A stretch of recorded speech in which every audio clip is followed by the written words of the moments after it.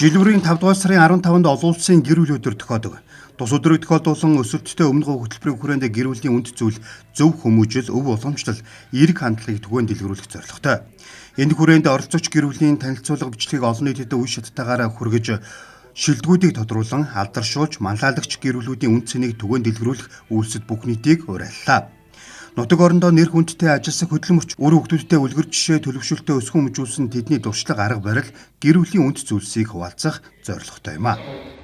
Тэгээ Өмнөгов аймаг 5 дугаар сарын гэр бүлийн сар болгож олон үйл ажиллагаануудыг зохион байгуулж байгаа. Тэгээд нийт 124 гэр бүл бид нар урилга өгч арга хэмжээг зохион байгуулж байгаа.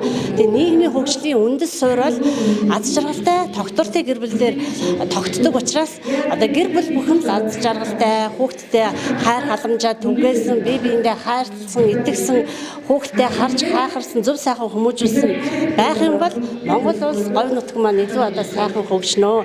Тийм учраас одоо айл бүхнийг, гэр бүл бүхнийг аз жаргалтай, эрүүл, аюулгүй ийм сайхан байгаасай гэж жил бид нар гэр бүлийн арга хэмжээг зохион байгуулдаг. Бүртгэлтэй 80,000 хүнтэйч ирж одоо ажиллаад буцаад одоо өөр газар аймаг нийслэлд амьдардаг бас нэг 80 орчим мянган хүнтэй. Тэгэхээр бид бас энэ одоо шилжилт хөдөлгөөнийг аль болох гэр бүлээрээ ирж одоо ажиллаж амьдрах, гэр бүлээр нь ажлын байранд бэлдэх, одоо ирсэн хүүхдүүдийн одоо сурах орчин, тэр гэр бүлийн эрүүл мэндийн асуудал гээд олон зүйлүүд дээр бол энэ өсөлттэй өмнөгөө хөтөлбөрөөр одоо ингэж арга хэмжээ авч ирдэг. Тэгээд туцаж байгаа зохион байгуулж байгаа бүх хүмүүстээ гэр бүлийн өдрийн мэндийг хүргье.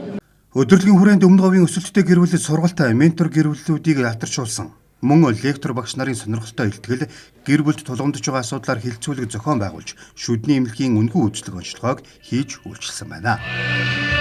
Үед нийгэмд болохоор хүмүүс ер нь ажиллаа нэгт тавиад гэр бүл хоёрт орчоод байгаа. Энэ тал дээр гэх юм бол ерөнхийдөө гэр бүл бол маш чухал шүү. Тэгээ энэ сургалтын цуснаар гэр бүл гэдгээ бид нар хэдий мэддэг хэдий ч яг мартцсан ингээ ажил гэ гүйж байгаа хгүй залуу хүмүүсийн хувьд маш их яг хөдөлмөрөх эрч хүчин дээр. Тийм учраас энэ зүйлийг сануулсан гэр бүл чинь чухал шүү гэдгийг сануулсан сайхан л үйл ажиллагаа болж байна. Тийм учраас залуучуудаа хандаж хэлэхэд нэгдүгээрт гэр бүлээ хайрлая. Гэр бүл нэгдүгээр ч үү гэж уриалж байна.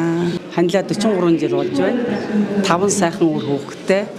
Хүүхдүүд маань хүүхдүүдийнхэн бүгд гарын ганцгаанд хөлийн дөрөнд төрөсөн. Бүгд мэрэгжилтэй өөр өөрийн ажил хөдөлмөртөө одоо ажиллаж байна. Манай хүн бол төвчээртэй ер нь. Хоёулаа бол тэгэл ярилцж байгаа л даван тууланда ямар нэгэн бэрхшээлийг Улс орны хамгийн үнд зүйлс бол гэр бүл. Улмаар хайр хүндлэл ойлголцол дээр тогтсон харилцаа бол гэр бүлийн ирээдүйн хөгжлийн хүчирхэг байдал, оршин тогтнох бат бөх суурь болж байдгийг оролцогч гэр бүлүүд онцолж байлаа. Энэ жилийн гэр бүлийн өдрийн үйл ажиллагаанд Өмнөговын аймгийн Тамгын газар, насан туршийн боловсролын төв, хүүхдийн ордон хамтран зохион байгуулжээ.